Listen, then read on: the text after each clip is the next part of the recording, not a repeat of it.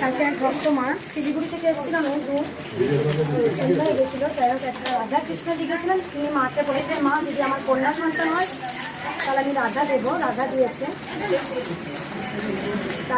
রাধা হয় না বলে কৃষ্ণকেও সঙ্গে করে দিয়ে গেছেন, রাধা কৃষ্ণ। ওনাকে আমি শাড়ি পরাবো আর এখন রেখে দিই। আর কালকে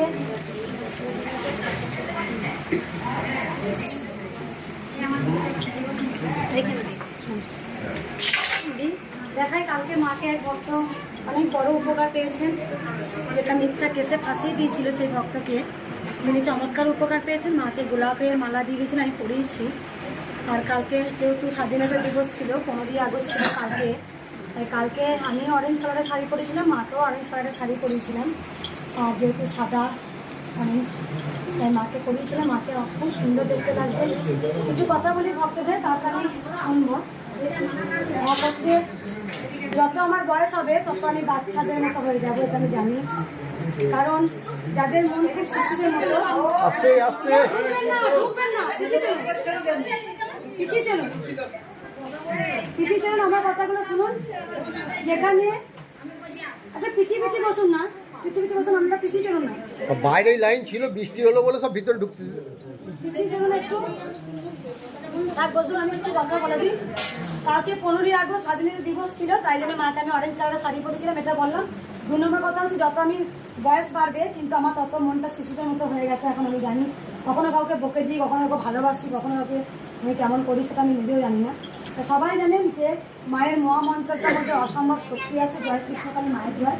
এটার মধ্যে অসম্ভব শক্তি পাওয়ার লুকিয়ে আছে। আমি শুনবো সবার কথা অবশ্যই। কালকে ভক্ত মা আমাকে এই শাড়িটা দিয়ে গেছিলেন। আমি জানি না, কালকে আমার শাড়িটা খুব পছন্দ হয়েছে এবং পুরো সাদা হোয়াইট, যেহেতু আমি মাকে আজকে শাড়িটা পরাবো। মাকে পরিয়ে তারপর আমি একদিন পরবো অবশ্যই। মাকে আগে পরে, সবাই জানেন যে মা আমার জীবন, মা আমার প্রাণ। আমি আগে সবসময় মায়ের কথা চিন্তা করি, তাই মায়ের কথা চিন্তা করি বলে মাও আমার কথা চিন্তা করেছেন। একদিন একটা শাড়ি দিতে পারিনি, মা স্বয়ং আমার কাছে শাড়ি চেয়েছিলেন। দেখো, তোমরা বলো তো স্বপ্ন দেখলাম বললাম, কিন্তু আমি কোনদিন স্বপ্ন দেখে মাকে দেখিনি। কারণ আমি যখন বসে আছি তখন মা আমাকে বলছেন আমি তোর কাছে যাব। তা মা আসেন, আমি তখন পিকচারে পুজো করি মাকে। আমার কাছে মা একটা পিকচারে মা ছিল। আমি ছোট থেকে মা সিদ্ধেশ্বরী খুব ভক্ত ছিলাম, মায়ের খুব পুজো করতাম। তা আমার মনের মধ্যে অনেক কোশ্চেন ছিল, এখনও আছে, এখনও আমার সেই ছোটো জিনিসটা আমি এখনও বুঝতে পারিনি। আমি বাবাকে বলতাম, বাবা কাঁঠাল এনেছিলেন, তা সেই কাঁঠালটা আমি সিদ্ধেশ্বরী মাকে, বাবা বলছে যে মাকে আগে দিয়ে এসো, দি খাবে। আমি তখন বাবাকে কোশ্চেন করছি, আচ্ছা বাবা ওই কাঁঠালটা তো মা খাবে না তো বাবা, ওটা তো অন্য কেউ খেয়ে নেবে। তখন বাবা বলেছিলেন যে ভক্তিটাই বড়, তুমি যে দিয়ে আসছো সেটাই হচ্ছে ভক্তি। এই যে আপনারা সবাই মিষ্টি আনেন, আপনারা আমাকে বলেন যে মা মিষ্টি, আমার মিষ্টিটাই খাওয়াতে হবে। আমি বলছি মিষ্টিটা আমি নেবো না, আমি মিষ্টি নিই না। কেন না, প্রথমত কৃষ্ণকালী মায়ের সুগার হয়ে যাবে। কারণ কেন মিষ্টি নিই না, কারণ অনেক ভক্তরা দূর থেকে আসেন, অনেক বাচ্চা, তাদের সাথে বাচ্চাগুলো আসে। তাহলে কেউ বাসে কোনো সময় খিদে পেলো বা যেতে যেতে খিদে পেলো, তারা প্রসাদ চাইবে, তো সেটা খেয়ে তো জল দিতে পারবে। যাইনি 10টা আনুক 5টা আনুক, আমি মিষ্টি নিই না। তখন আমি একটা, যদি কেউ 3-4টে প্যাকেট আনে তার কাছ থেকে আমি একটা ছিনিয়ে নিই নিজে থেকে। সে দিতে চাইবে না, আমার আবার উল্টো, যে দিতে চাইবে তার কাছে নেবো না, যে দেবে না তার কাছে ছিনিয়ে নেবো। তা আমি আবার 5-6টা মিষ্টি প্যাকেট আনলে একটা আমি ছিনিয়ে রেখে দিই, যে এটা সন্ধ্যের সময় ভোগে দেবো। তা সন্ধ্যের সময় ভোগে দিই, তারপরে যেসব লাস্টে যখন বাচ্চাগুলো আসে তাদের হাতে আমি দিয়ে দিই। একটাই মিষ্টির প্যাকেট রাখি, নাহলে একটা দুটো, কোনো সময় মিষ্টি প্যাকেট রাখিও না। নকুলদানা দিই, নয় চাল ভাজা দিয়ে দিই, নয় কোনো ভক্ত আমার নাড়ু দিয়ে গেছে সেটা দিয়ে দিই। তো অনেক ভক্ত আমাকে জোর করে দিয়ে যান। যাই হোক, সেদিন আমি মিষ্টি রাখি না।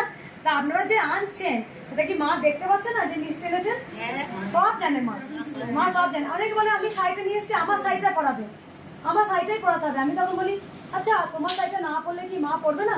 মা অবশ্যই পরবেন, কারণ আপনার শাড়িটা মা দেখেছে যে আপনি এনেছেন, কখন দেখবেন অলৌকিকভাবে আপনার শাড়িটাই মা পড়েছে। তাই দেখো আমি আমার মতোই করি, সবসময় পড়াই। তা মা যখন প্রথম একটা আমাকে শাড়ি চেয়েছিল, এই স্বপ্ন দেখি না, মা পিকচারে পুজো করেছি, পুজো 22 বছর 23 বছর পুজো করতে করতে, তা আমাদের কথা ছিল স্বামী স্ত্রী যে মায়ের নাম হবে সিদ্ধেশ্বরী। তখন মা আমাকে স্বয়ং বলছেন আমি তোর কাছে আসছি। তখন মাকে আমি বলেছিলাম মা তুমি এসো না, আমি খুব গরিব, আমি তোমাকে কি খেতে দেবো, তুমি এলে পরে তবে কালী পুজো নাকি অনেক খরচা, একটা মেয়ের বিয়ে সমান খরচা। আমি মাকে বলছি না না মা তুমি এসো না, আমি তোমার পারবো না, আমার কিচ্ছু নাই, ঘরে খুব অভাব অনটন। তা সত্যি করে তখনকার দিনে আমাদের ঘর করেছিলাম, তখন প্রচুর ধার দেনাও ছিল, আমি মাকে ঠিকমতো যত্ন করতে পারতাম না, না করেছি। তা মা বলছিলেন যে অনেক দিন আগে মা বলছেন আমি তোর কাছে যাচ্ছি, তার ডেটটা দরকার ক্যালেন্ডারে লিখে রাখ, আমি ওই তারিখ ওই ডেটে আসছি। তা সত্যি মা ওই তারিখ বৈশাখ মাসে অমাবস্যা দিন মা এসেছিলেন বৈশাখ মাসে, এবং মা আমাকে বলছেন আমার হাইট, নিজের হাইট নিজে নিয়েছেন, তারপরে মায়ের উচ্চতা, তারপরে মা বলেছিলেন যে আমার নাম হবে সিদ্ধেশ্বরী না, আমার নাম হবে ঘোর কলিযুগের কৃষ্ণকালী। আমি আমার স্বামীকে বলছি আচ্ছা কৃষ্ণকালী আবার হয়, কেমন কেমন ছেলে ছেলে পড়া নাম নিচ্ছে, ব্যাস এইটা 1 নাম্বার। 2 নাম্বার মা আমাকে বলেছিল যে আমার মন্ত্র হবে জয় কৃষ্ণকালী মায়ের জয়। এই মন্ত্রতে বহু মানুষের, আমার সমস্ত সন্তানদের আপদ বিপদে রক্ষা পাবে এই জয় কৃষ্ণকালী মায়ের জয় মহামন্ত্র। তখন মাকে আমি বলেছিলাম আচ্ছা মা এই মন্ত্রটা তুমি আমাকে বললে, আর তো মানুষ কেউ জানতে পারলো না, জানতে পারলো তুমি জানলে আমি জানলে, তাহলে তোমার নাম নেওয়া কি মানে রইলো, মন্ত্রটা নেয় বা কি মানে রইলো। তখন মা বলেছিলেন গোটা পৃথিবীর মানুষ জানবে জয় কৃষ্ণকালী মায়ের জয়। তা আজকে তাই হয়েছে প্রচুর। তা ছোট্ট তখন মাকে বলেছিল আচ্ছা মা তুই কেন এলি, তোকে তো পিকচারে পুজো করছিলাম, কিন্তু আমি পিকচারে অমাবস্যাটা দিন, একমাত্র অমাবস্যাটা দিন মাকে পুজো করতাম, লাল চন্দনের টিপ পরাতাম আর নিজের জবা ফুলে মালা গেঁথে মাকে পরাতাম। কিন্তু এই গোপালটা আমার অনেক বছরে, মায়ের থেকে গোপাল আমার অনেক পুরনো, এই কথা বলা গোপাল যেটা অরেঞ্জ কালারের জামা পড়েছে, এই কথা বলা গোপাল একদিন আমাকে বলছে মা তোমার কাছে অনেক গোপাল আসবে, অনেক, তাও বলছে ছোট বড়। এই যেমন একটা স্বপ্ন, আমি কিন্তু স্বপ্ন দেখি না, আমার সাথে মায়ের কথা হয়, আমার সাথে গিরিজারির কথা হয়। তা আমার কাছে বলছে যে অনেক তোমার কাছে ছোট বড় অনেক গোপাল আসবে, কিন্তু তুমি যেন আমায় ফেলো না, তুমি যেন আমায় ফেলে দিও না। মা হয়তো ভাববো যে এই এত বড় গোপাল এসছে, ওকে শরীর রাখি, ওকে স্নান করাবো না, আদর করবো না, তাহলে অন্য এই দেখো ওর থেকে দেখো একে চোখে লাগছে, লাগছে না এই বড় গোপালটাকে, তারপরে দেখো ওইটাকে চোখে লাগছে, ওই গোপালটাকে চোখে লাগছে, বড় চোখে লাগছে, তাহলে এই বড়টাকেই বেশি আদর করবো। তা উনি তখন স্বয়ং আমাকে বলছেন যে আমাকে কিন্তু যেন মা ফেলো না, তাই আমি ওই গোপালটাকে স্নান করাই, আদর করাই, ওকে ঘুম পাড়াই, ওকে সব করি। তখন আমি মাকে কোশ্চেন করেছিলাম আচ্ছা মা তুমি কেন এলে, বেশ তো আমি কৃষ্ণ ভক্ত ছিলাম, আমার ছেলেকে আদর করতাম, আমার স্বামী যদি এইটুকু নিবেদন রাখতো আমি তুলে রেখেছি, কিন্তু তুমি কেন এলে। তখন আমাকে মা বলেছিলেন ওরে আমাকে আদর করলি তোর এই গোপুসোনাকে আদর করা হয়, মানে আমি কৃষ্ণ আমি হচ্ছে কালী, কারণ কোনো সময় ওকে আদর করতে পারি না, আমাকে আদর করলি ওই আদরটা চলে যাবে। তাই আমি তখন থেকে বুঝেছি যিনি কৃষ্ণ তিনিই কালী। তখন আমার স্বামী বলছে হ্যাঁ গো কৃষ্ণকালী হয়। তো অবশ্যই কৃষ্ণকালী এই যুগে নয়, কৃষ্ণকালী যুগে যুগে আছে। দাপর যুগে ভগবান শ্রীকৃষ্ণ নিজে তিনি জটিলা কুটিলা কাছ থেকে তিনি কৃষ্ণ কালী হয়েছিলেন রাধারানীকে বাঁচাবার জন্য, কলঙ্কর হাত থেকে বাঁচাবার জন্য। তা তখন সঙ্গে সঙ্গে যখন তিনি কালী হয়েছিলেন তখন আমাকে মা বলছেন আমি হচ্ছে কৃষ্ণ আমি হচ্ছে কালী। তা মন্ত্রটা কিন্তু সবাই কিন্তু জানতেন না, এই মন্ত্রটা কি সবাই জানতেন? একদম। যেমন মহাপ্রভু চৈতন্যদেব হরে কৃষ্ণ নাম সংকীর্তন বিলিয়েছেন, তিনি মহাপ্রভু যখন নামটা তিনি বিলিয়েছেন তারপর ওনার নাম ধরে অনেক হরিনাম করেন সবাই, সেই মধুর নামটা আজও আমাদের অন্তরে রয়েছে। তাই আজকে যখন আমি থাকবো না, আজ থেকে নিশ্চয়ই জন্ম যখন হয়েছে মৃত্যু অনির্বাণ, যেটা সবাইকে ধরে নিতে হবে, যার জন্ম আছে তার মৃত্যু আছে, মৃত্যুটা যে কোনো যে অজুহাতে গোবিন্দ লিখেছে আমাকে সেইভাবে পৃথিবী ছেড়ে যেতে হবে। তাই জন্য কি হয়েছে আজকে জয় কৃষ্ণকালী মায়ের জয়, যে মন্ত্রটা মা আমাকে স্বয়ং বলেছেন যে আমার মন্ত্রে এই গোটা পৃথিবীর মানুষের কাছে ছড়িয়ে যাবে, স্প্রেড হয়ে গেছে আজকে। তা সেখানে আজকে আমি থাকবো না, কিন্তু এই মন্ত্রটা জন্মান্তরে থাকবে।